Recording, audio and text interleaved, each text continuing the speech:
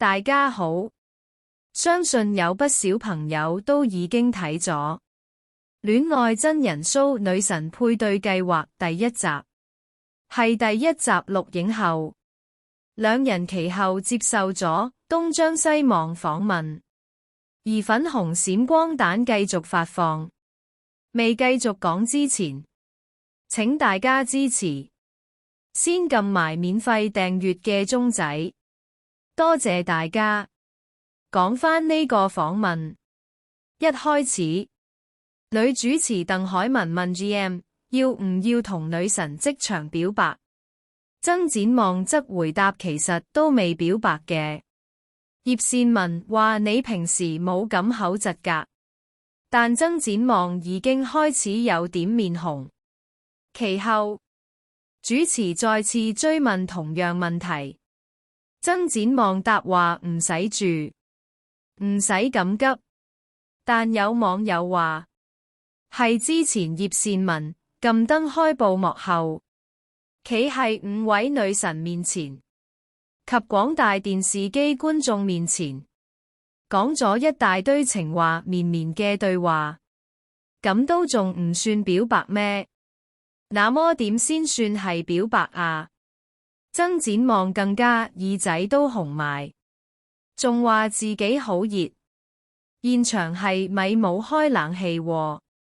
但係觀眾發覺葉倩文着住件長袖褸都唔算好薄，點可能冇開到冷氣呢？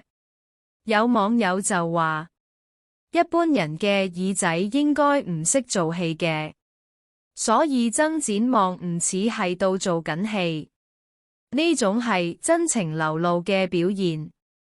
跟住葉倩文話佢哋幾好傾，覺得佢轉數好快，好搞笑嘅。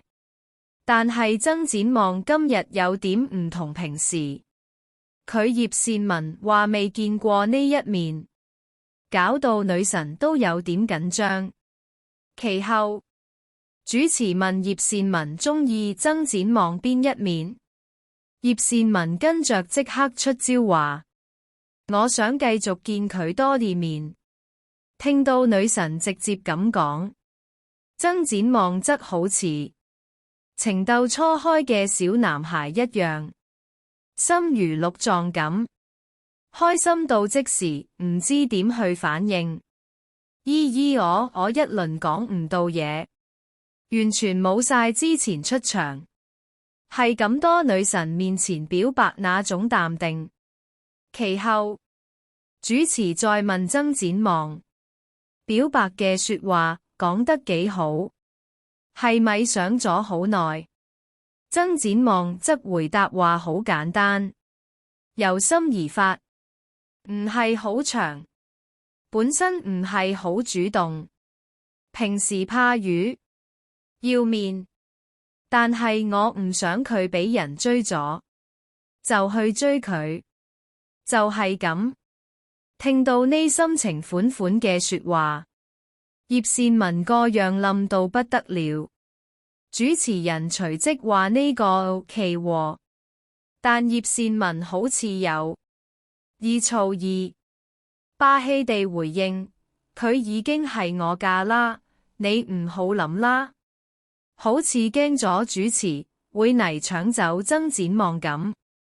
粉紅色閃光彈再次發放，浪漫溫馨情景又係電視機面前出現。今日就同大家講到呢度，記得幫手撳埋免費訂閱嘅鐘仔，下次見，拜拜。